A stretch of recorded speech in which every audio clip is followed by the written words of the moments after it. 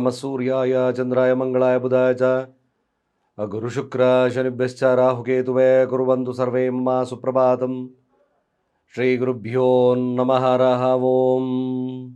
ಸಮಸ್ತ ತುಳಸಿ ಬಂಧುಗಳಿಗೆ ಶಿವಸ್ವಾಮಿ ಗುರುಜಿಯ ಅನಂತಾನಂತ ನಮಸ್ಕಾರಗಳು. ಸ್ನೇಹಿತರೆ, ತಮಗೆಲ್ಲರಿಗೂ ಕೂಡ ಶುಕ್ರವಾರದ ಶುಭೋದಯ. ಪರಮಾತ್ಮ ನಿಮ್ಮೆಲ್ಲರಿಗೂ ಕೂಡ ಆಯುರಾರೋಗ್ಯ ಐಶ್ವರ್ಯವನ್ನು ಕೊಟ್ಟು ಕಾಪಾಡಲಿ ಅಂತ ಬೇಡಿಕೊಳ್ತಾ 12 ರಾಶಿಗಳ ಈ ದಿನದ ಫಲವನ್ನು ತಿಳ್ಕೊಳ್ತಕ್ಕಂಥ ಸಮಯ. ಹಾಗೆ ಈ ದಿನ ಭಾಳ ಮುಖ್ಯವಾಗಿ ಈ ನಕ್ಷತ್ರ ಇರ್ತಕ್ಕಂಥ ದಿನವಾದ್ದರಿಂದ ನಿಮಗೆ ಈ ಮರದ ಬೇರನ್ನು ತಗೊಂಬಂದು ನಿಮ್ಮ ಮನೇಲಿ ಇಟ್ಕೊಳ್ಳಿ. ಆಗಿಂದಾಗೆ ಈ ಬೇರನ್ನು ನೀರಿನಲ್ಲಿ ವಿಸರ್ಜನೆ ಮಾಡಿ. ಯಾವ ಬೇರನ್ನು ತಗೊಂಬಂದು ಇಟ್ಕೊಳ್ಳೋದ್ರಿಂದ ಪಿತೃದೋಷ ನಿವಾರಣೆ ಆಗುತ್ತಾ? ಇದು ಬಹಳ ಮುಖ್ಯವಾಗಿರ್ತಕ್ಕಂಥದ್ದು. ಸರಳವಾಗಿ ತಿಳಿಸ್ಕೊಡ್ತಾ ಇದ್ದೇನೆ. ಮ್ಯಾಕ್ಸಿಮಮ್ ನಿಮಗೆ ಇದು ಅತ್ಯಂತ ಎಕ್ಸ್ಟರ್ನಲ್ ಮಾಹಿತಿ, ಅಂದರೆ ಒಂದು ಬ್ಯೂಟಿಫುಲ್ ಮಾಹಿತಿ ಕೊಡ್ತಾ ಇದ್ದೇನೆ. ಖಂಡಿತ ಈ ಥರದ ಮಾಹಿತಿಗಳು ಸಿಗೋದು ಕಷ್ಟ.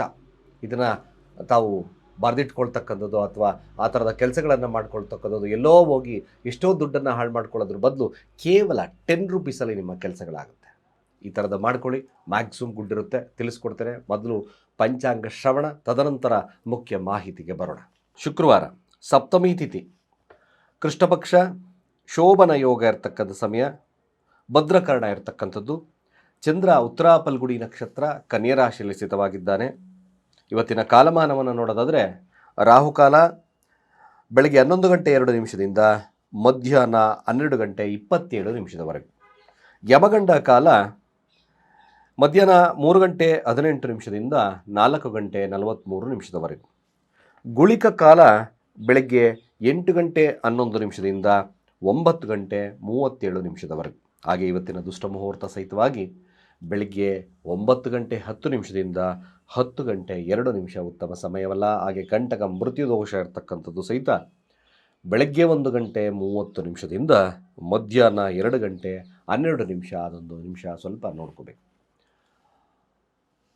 ಇವತ್ತು ಉತ್ತರ ಫಲ್ಗುಣಿ ನಕ್ಷತ್ರ, ಅಂದರೆ ಸೂರ್ಯನ ನಕ್ಷತ್ರದಲ್ಲಿ ಸ್ಥಿತವಾಗಿದ್ದಾನೆ. ಚಂದ್ರ ಕನ್ಯಾ ರಾಶಿಯಲ್ಲಿದ್ದಾನೆ. ನೋಡೋಣ ಯಾರಿಗೆ ಯಾವ ಫಲಗಳು ಲಭ್ಯವಾಗುತ್ತೆ. ಮೇಷರಾಶಿಯವ್ರಿಗೆ ನೋಡಿ, ಮೇಷರಾಶಿಯವ್ರಿಗೆ ನಾನು ಇವತ್ತೂ ಸಹಿತ ಹೇಳ್ತಾ ಇದ್ದೀನಿ, ಕೆಲಸದಲ್ಲಿ ವಿಳಂಬತೆ, ಕಾರ್ಯದಲ್ಲಿ ವಿಳಂಬತೆ, ಕಾರ್ಯಭಂಗ, ಪದಚ್ಯುತಿ ಇವತ್ತೂ ಕಂಟಿನ್ಯೂ ಆಗ್ತದೆ. ಅದಕ್ಕೋಸ್ಕರ ನೀವೇನು ಮಾಡಬೇಕು, ಭಾಳ ಮುಖ್ಯವಾಗಿ ಬದಲಾವಣೆಗಳನ್ನು ತಪ್ಪಿಸಿ, ಸ್ಟೆಬಿಲಿಟಿಯನ್ನು ಕೊಡ್ಕೊಳ್ಳಿ, ಬಾಸ್ ಜೊತೆಗಿನ ಉತ್ತಮ ಬಾಂಧವ್ಯತೆಯನ್ನು ಇಟ್ಕೊಳ್ಳಿ, ಹಾಗೆ ಶ್ರದ್ಧೆಯನ್ನು ಕೆಲಸದಲ್ಲಿ ಇಟ್ಕೊಳ್ಳಿ, ನೆಗ್ಲಿಜಿಯನ್ಸಿಯನ್ನು ದೂರ ಮಾಡಿ. ಇದು ಭಾಳ ಯಶಸ್ಸನ್ನು ತರುತ್ತೆ. ಇದೇ ಯಶಸ್ಸಿನ ಮಾರ್ಗ, ಸನ್ಮಾರ್ಗ. ಈ ಥರ ಒಂದು ರಾಶಿ, ಈ ಥರ ಸಮಸ್ಯೆಗಳಿದ್ದಾಗ ಲೇಜಿನೆಸ್ ಕಾಡ್ತದೆ, ಬದಲಾವಣೆಯನ್ನು ಹೆಚ್ಚು ಅಪೇಕ್ಷೆಯನ್ನು ಮಾಡ್ತಕ್ಕಂಥ ಮನಸ್ಥಿತಿ ಕೂಡ ಬರ್ತದೆ. ಹಾಗಾಗಿ ಮೇಷರಾಶಿಯವರು ಜಸ್ಟ್ ಮೂವ್ ಅಂದರೆ ಕೆಲಸದಲ್ಲಿ ಪ್ರವೃತ್ತತೆ ಇರಬೇಕು. ಓಂ ಭಾಸ್ಕರಾಯ ನಮಃ, ಓಂ ಭಾಸ್ಕರಾಯ ನಮಃ ಅರ್ಘ್ಯವನ್ನು ಕೊಡಿ, ಅಥವಾ ಗಾಯತ್ರಿ ಮಂತ್ರವನ್ನಾದರೂ ಜಪವನ್ನು ಮಾಡಿ. ಹಾಗೆ ವೃಷಭ ರಾಶಿಯವರ ಈ ದಿನದ ಫಲಾಫಲ ಸ್ವಲ್ಪ ಮಟ್ಟಿಗೆ ಹಣಕಾಸಿನ ವಹಿವಾಟುಗಳು, ತಂದೆಯ ಆಸ್ತಿಯ ವಿಚಾರದಲ್ಲಿ ಸ್ವಲ್ಪ ಮನಸ್ತಾಪಗಳು, ಹಾಗೂ ಮನೆಯ ವಿಚಾರದಲ್ಲೂ ಆಸ್ತಿಯ ವಿಚಾರದಲ್ಲೂ ಸ್ವಲ್ಪ ಮಟ್ಟಿಗೆ ನಿಮಗೆ ಏರುಪೇರಾಗ್ತಕ್ಕಂಥ ಸನ್ನಿವೇಶಗಳು ವೃಷಭ ರಾಶಿಯವರಿಗೆ ಬರುತ್ತೆ. ಎಕ್ಸ್ಪೆಷಲಿ ಕ್ರಿಯೇಟಿವಿಟಿ ಎಲ್ಲ ಚೆನ್ನಾಗಿರುತ್ತೆ. ತುಂಬ ಕ್ರಿಯೇಟಿವ್ ಆಗಿರ್ತಕ್ಕಂಥ ನಾಲೆಡ್ಜ್ ಇರ್ತದೆ ಈ ದಿನ. ಆದರೂ ವೃಷಭ ರಾಶಿ ಸ್ವಲ್ಪ ಮಟ್ಟಿಗೆ ಈ ದಿನ ದುಡುಕಿ ನಿರ್ಧಾರಗಳನ್ನು ತಗೋಬೇಡಿ. ಇದು ಸ್ವಲ್ಪ ಹಿನ್ನಡೆ ತರ್ತದೆ. ತಾವು ತಂದೆಯೊಟ್ಟಿಗಿನ ಬಾಂಧವ್ಯವನ್ನು ಸರಿಯಾಗಿ ಇಟ್ಕೊಳ್ಳಿ. ಇಲ್ಲೀಗಲ್ ಆಕ್ಟಿವಿಟೀಸ್ನ ಸ್ವಲ್ಪ ಕಡಿಮೆ ಮಾಡಬೇಕಾಗುತ್ತೆ. ವೃಷಭ ರಾಶಿಯಲ್ಲಿರ್ತಕ್ಕಂಥದ್ದು ಇದು ಸ್ವಲ್ಪ ಹಿನ್ನಡೆ ತರ್ತಕ್ಕಂಥದ್ದು ಜಾಸ್ತಿ ತೋರಿಸ್ತದೆ. ವೃಷಭ ರಾಶಿಯಲ್ಲಿರ್ತಕ್ಕಂಥವರು ಬಹಳ ಜಾಗರೂಕತೆಯಿಂದ ಈ ದಿನವನ್ನು ಕಳೀಲಿ. ಕೋಪ ನಿಯಂತ್ರಣದಲ್ಲಿಟ್ಕೊಳ್ಳಿ. ಯಾವುದೇ ವ್ಯಾವಹಾರಿಕವಾಗಿ ಶುದ್ಧತೆಯನ್ನು ಕಾಪಾಡಿಕೊಳ್ಳಿ. ಇದು ಯಶಸ್ಸಿಗೆ ನಿಮಗೆ ಗುಡ್ಡಾಗುತ್ತೆ. ಯಾರ್ಯಾರು ವೃಷಭ ರಾಶಿಯಲ್ಲಿದ್ದೀರೋ ಅನ್ಯತಃ ಮನೆಯವರ ಮೇಲೆ ಕೋಪವನ್ನು ತೋರಿಸ್ಬೇಡಿ. ಇದು ನಿಮ್ಮ ಮನೆಯವರೆಲ್ಲ ನೆಮ್ಮದಿಯನ್ನು ಹಾಳು ಮಾಡಿಬಿಡುತ್ತೆ. ಅದರ ಬಗ್ಗೆ ಸ್ವಲ್ಪ ಕಾನ್ಸಂಟ್ರೇಷನ್ಸ್ ಇರಲಿ. ಹಾಗೆ ಈ ದಿನ ಸಾಧ್ಯವಾದಷ್ಟು ಹಸುಗಳಿಗೆ ಚಪಾತಿಯನ್ನು ಕೊಡಿ, ಅರಿಶಿಣದ ಕೊಂಬನ್ನು ತೆಗೆದು ಹಣೆಲಿಟ್ಕೊಳ್ತಕ್ಕಂಥ ಕೆಲಸವನ್ನು ಮಾಡಿ. ಶಿವನ ಅಷ್ಟೋತ್ತರಗಳನ್ನು ಪಠನೆ ಮಾಡ್ತಕ್ಕಂಥದ್ದು ಭಾಳ ಮುಖ್ಯ. ಮಿಥುನ ರಾಶಿ ಈ ದಿನದ ಫಲಾಫಲ ನೋಡಿ. ಮಿಥುನ ರಾಶಿಯವ್ರಿಗೆ ನಿಮ್ಮ ಕಮ್ಯುನಿಕೇಷನ್ಸನ್ನು ನಿಮ್ಮ ಪ್ರೀತಿ ಪಾತ್ರರಾಗಿರ್ಬೋದು, ನಿಮ್ಮ ಸಂಗಾತಿಗಳಾಗಿರ್ಬೋದು, ಅಥವಾ ನಿಮ್ಮ ಬಿಸ್ನೆಸ್ ಪಾರ್ಟ್ನರ್ಸ್ಗಳಾಗಿರ್ಬೋದು, ನಿಮ್ಮ ಯಾವುದೇ ಕಮ್ಯುನಿಕೇಷನ್ ಮನಸ್ಸಲ್ಲಿ ಇಟ್ಕೊಳ್ಳದೆ ಮುಕ್ತವಾಗಿ ಮಾತಾಡಿ ದಿನ ವೆರಿ ವೆರಿ ಗುಡ್ ಡೇ ಆಗಿಬಿಡುತ್ತೆ. ತುಂಬ ಗುಡ್ ಆಗ್ತಕ್ಕಂಥದ್ದು ಇರ್ತದೆ. ನಿಮ್ಮ ಮಾತುಗಳ ಬಗ್ಗೆ ವಿಶೇಷವಾಗಿ ಆ ಎಕ್ಸ್ಪ್ರೆಷನ್ ಇಸ್ ಮೋರ್ ಇಂಪಾರ್ಟೆಂಟ್. ಮನಸ್ಸಲ್ಲೇ ಇಟ್ಕೋಬೇಡಿ. ಹಾಗೆ ನಿರ್ಧಾರಗಳನ್ನು ತಗೋಬೇಕಾದ್ರೆ ಅವರೊಟ್ಟಿಗೆ ಉತ್ತಮ ಬಾಂಧವ್ಯವನ್ನು ಕೂತ್ಕೊಂಡು ನಿರ್ಧಾರಗಳನ್ನು ತಗೊಳ್ಳಿ. ಇದು ಎಕ್ಸ್ಪೆಷಲಿ ನಿಮಗೆ ಗುಡ್ ಆಗುತ್ತೆ. ಯಾರ್ಯಾರು ಮಿಥುನ ರಾಶಿಯಲ್ಲಿದ್ದೀರೋ ಸಾಧ್ಯವಾದಷ್ಟು ಈ ದಿನ ತಾವು ತಾಳ್ತಕ್ಕಂಥ ನಿರ್ಧಾರಗಳ ಮೇಲೆ ನಿಮ್ಮ ಜೀವನದ ಒಂದು ವಿಶೇಷವಾಗಿರ್ತಕ್ಕಂಥ ಒಂದು ಘಟನೆಗಳು ನಡೀತಕ್ಕಂಥ ಸಾಧ್ಯತೆಗಳಿರುತ್ತೆ. ಹಾಗೂ ವ್ಯಾಪಾರ ವಹಿವಾಟುಗಳು, ವಿದ್ಯಾರ್ಥಿಯ ವಿಚಾರದಲ್ಲಿ, ವ್ಯಾಪಾರಗಳ ಈ ವಿಚಾರದಲ್ಲಿ ಕೂಡ ಶುಭತ್ವ ಇದೆ. ಖಂಡಿತವಾಗಿ ನೀವು ಕೇವಲ ಶಿವನ ಆರಾಧನೆ ಅಥವಾ ಚಂದ್ರನ ಆರಾಧನೆ, ಓಂ ಸೋಂ ಸೋಮಾಯ ನಮಃ ಈ ಮಂತ್ರವನ್ನು ಹೆಚ್ಚು ಪಠಿಸಿ. ಖಂಡಿತವಾಗಿ ಗುಡ್ಡಾಗುತ್ತೆ. ಕಟಕ ರಾಶಿಯವರ ಈ ದಿನದ ಫಲಾಫಲ ಹೇಗಿರ್ತಕ್ಕಂಥದ್ದು ನೋಡಿ. ಕಟಕ ರಾಶಿಯವರು ಆದಷ್ಟು ಕೂಡ ಈ ದಿನ ತಮ್ಮ ಪ್ರಯತ್ನದಿಂದಲೇ ಸಕಲವನ್ನು ಜಯಿಸಬೇಕು. ಕೆಲಸ ಮತ್ತೊಂದು ಯಾವುದೇ ವಿಚಾರದಲ್ಲಿ ಕೂಡ ಈ ದಿನ ತಲ್ಲೀನತೆ ಆಗಬೇಕು ಅಂತಕ್ಕಂಥದ್ದು ಮನೋಭಾವತೆ ಇರುತ್ತೆ. ಅದರಂತೆ ಕೂಡ ತಾವು ಈ ದಿನ ಕೆಲಸದಲ್ಲಿ ತಲ್ಲೀನತೆ ಕಾಣಿಸ್ತಕ್ಕಂಥದ್ದು ಇರುತ್ತೆ. ಹಣಕಾಸು ವಹಿವಾಟುಗಳು ಕೊಂಚ ಮುನ್ನಡೆಯನ್ನು ಸಾಧಿಸ್ತಕ್ಕಂಥದ್ದು ಇರ್ತದೆ. ತಮ್ಮ ಪ್ರಯತ್ನ, ತಮ್ಮ ಪ್ರಯಾಣ ಈ ರೀತಿಯಾಗಿ ಸೆಲ್ಫ್ ಎಫರ್ಟಿಂದ ನೀವು ಮ್ಯಾಕ್ಸಿಮಮ್ ಗುಡ್ ಆಗುತ್ತೆ. ಬಟ್ ಯಾರ್ಯಾರು ಕಟಕ ರಾಶಿಯಲ್ಲಿದ್ದರೋ ತಮ್ಮಂದರ ಮೇಲೆ ವ್ಯಾಜ್ಯಕ್ಕೆ ಹೋಗಬೇಡಿ. ಇದು ಬಹಳ ಹಿನ್ನಡೆಯನ್ನು ತರ್ತಕ್ಕಂಥ ಸನ್ನಿವೇಶಗಳಾಗುತ್ತೆ. ಆ ಥರದ ಸಿಚುವೇಶನ್ಸ್ ಬಂದಾಗ ನೀವು ಕಂಟ್ರೋಲ್ ಮಾಡ್ಕೊಳ್ತಕ್ಕಂಥದ್ದು ಒಳ್ಳೆಯದು. ಶಿವನ ಮಂತ್ರಗಳನ್ನು ಹೇಳಿ ಶಿವನ ದೇವಸ್ಥಾನಕ್ಕೆ ಭೇಟಿ ಮಾಡ್ಕೊಳ್ತಕ್ಕಂಥದ್ದು ಮಾಡಿದ್ರೆ ಸ್ವಲ್ಪ ಉತ್ತಮತೆಯನ್ನು ಕಾಣುತ್ತೆ. ಇನ್ನು ವಿದ್ಯಾರ್ಥಿ ವರ್ಗದವರಿಗೆ, ಬಿಸ್ನೆಸ್ದಾರರಿಗೆ ಒಂದು ಸಾಧಾರಣವಾಗಿರ್ತಕ್ಕಂಥ ಫಲ. ಸಿಂಹರಾಶಿಯ ಈ ದಿನದ ಫಲಾಫಲ ಹೇಗಿರ್ತಕ್ಕಂಥದ್ದು ಹೆಚ್ಚು ಕುಟುಂಬದ ಮೇಲೆ ಪ್ರೀತಿ, ಕಾಳಜಿ, ಆ ಒಂದು ಮನೋಭಾವತೆ ಕೂಡ ಬರ್ತದೆ. ಯಾರ್ಯಾರು ಸಿಂಹರಾಶಿಯಲ್ಲಿದ್ದೀರೋ ಹೆಚ್ಚಿನದಾಗಿ ಮಹತ್ವವನ್ನು ತಾವು ಈ ದಿನ ಹಣಕಾಸಿನ ಮೇಲೆ, ವ್ಯಾಪಾರದ ಮೇಲೆ ಇದೇ ರೀತಿಯಾದಂಥ ಕ್ಯಾಲ್ಕುಲೇಟಿವ್ ಆಗಿರ್ತಕ್ಕಂಥದ್ದು ಕೂಡ ಬರ್ತದೆ. ಬಟ್ ಮನಸ್ಥಿತಿಯನ್ನು ಸರಿಯಾಗಿ ಇಟ್ಕೋಬೇಕಾಗುತ್ತೆ. ಫ್ಲಕ್ಚುಯೇಟಿಂಗ್ ಮಾಡಲಿಕ್ಕೆ ಹೋಗ್ಬೇಡಿ. ಸಿಂಹರಾಶಿಯಲ್ಲಿರ್ತಕ್ಕಂಥವ್ರು ಆದಷ್ಟು ಪ್ರೀತಿ ಪಾತ್ರರೊಟ್ಟಿಗೆ ಬಾಂಧವ್ಯವನ್ನು ಜಾಸ್ತಿ ಮಾಡ್ಕೋಬೇಕು ಅಂತಕ್ಕಂಥ ಮನೋಭಾವತೆ ಈ ಒಂದು ರಾಶಿಯವರಿಗೆ, ಸಿಂಹರಾಶಿಯವರಿಗೆ ಬರ್ತದೆ. ಹಾಗೂ ವಿದ್ಯಾರ್ಥಿಗಳಿಗೆ ವಿಶೇಷವಾಗಿರ್ತಕ್ಕಂಥ ದಿನ, ವ್ಯಾಪಾರಸ್ಥರಿಗೆ ತನ್ನ ಬುದ್ಧಿಶಕ್ತಿಯಿಂದ ಗೆಲ್ತಕ್ಕಂಥದ್ದು ಸಾಧ್ಯತೆ ತುಂಬ ಜಾಸ್ತಿ ಇದೆ. ಹಾಗೆ ಕನ್ಯಾ ರಾಶಿಯವರ ಈ ದಿನದ ಫಲಾಫಲ ಆಗಿರ್ತಕ್ಕಂಥದ್ದು ಹೆಚ್ಚು ಈ ದಿನ ಬಹಳಷ್ಟು ಕೂಡ ಅವಲಂಬಿತವಾಗಿ ಕೆಲವೊಬ್ಬರು ಲಾಭವನ್ನು ಪಡಿತಕ್ಕಂಥದ್ದು ಇರುತ್ತೆ.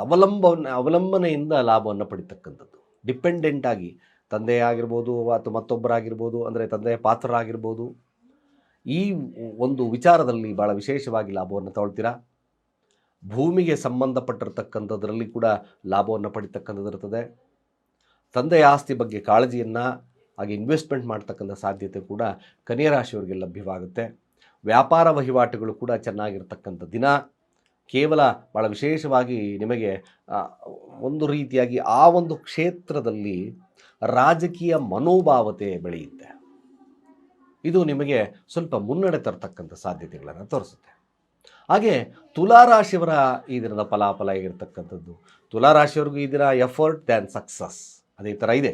ಖಂಡಿತವಾಗಿ ತಮ್ಮ ವಿಲ್ ಪವರ್ ಚೆನ್ನಾಗಿರುತ್ತೆ.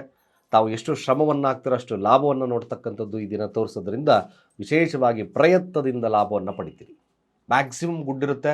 ಯಾವುದೇ ಒಂದು ಅಣ್ಣ ತಮ್ಮಂದರ ವಿಚಾರ ಆಗಿರ್ಬೋದು, ಸಹೋದರರ ವಿಚಾರಗಳಾಗಿರ್ಬೋದು, ಚಿಕ್ಕಪ್ಪಂದರ ವಿಚಾರಗಳಲ್ಲೂ ಕೂಡ ನಿಮಗೆ ಲಾಭವನ್ನು ಬರ್ತಕ್ಕಂಥ ಸಾಧ್ಯತೆಗಳು ಕೂಡ ಕೂಡಿದೆ. ತುಲಾರಾಶಿಯವರಿಗೆ ಈ ದಿನ ಶುಭದ ದಿನ, ಒಳ್ಳೆಯದಾಗಲಿ. ವೃಶ್ಚಿಕ ರಾಶಿಯವರಿಗೂ ಸಹಿತ ಹಣಕಾಸು ವಹಿವಾಟುಗಳು ಚೆನ್ನಾಗಿ ನಡೀತದೆ. ಲಾಭ ಬರ್ತಕ್ಕಂಥದ್ದು, ವ್ಯಾವಹಾರಿಕವಾಗಿ ಲಾಭ ಬರ್ತಕ್ಕಂಥದ್ದು ಕೂಡ ಇದೆ. ಮ್ಯಾಕ್ಸಿಮಮ್ ಇದನ್ನು ವೃಶ್ಚಿಕ ರಾಶಿಯವರು ಸದುಪಯೋಗವನ್ನು ಮಾಡಿಕೊಳ್ಳಿ. ರಾಜಕೀಯವಾಗಿ ಕೂಡ ಶುಭತ್ವ ಇರತಕ್ಕಂಥದ್ದಿರುತ್ತೆ. ನಿಮ್ಮ ಮಾತು ವಿಲ್ ಪವರಿಂದ ಕೂಡಿರ್ತಕ್ಕಂಥದ್ದು ಇರ್ತದೆ. ಆಗ ವಿದ್ಯಾರ್ಥಿಗಳಾಗಿರ್ಬೋದು, ಕುಟುಂಬ ವಿಚಾರ, ಯಾವುದೇ ವಿಚಾರದಲ್ಲೂ ಈ ದಿನ ವೃಶ್ಚಿಕ ರಾಶಿಯವರಿಗೆ ಶುಭದ ದಿನ.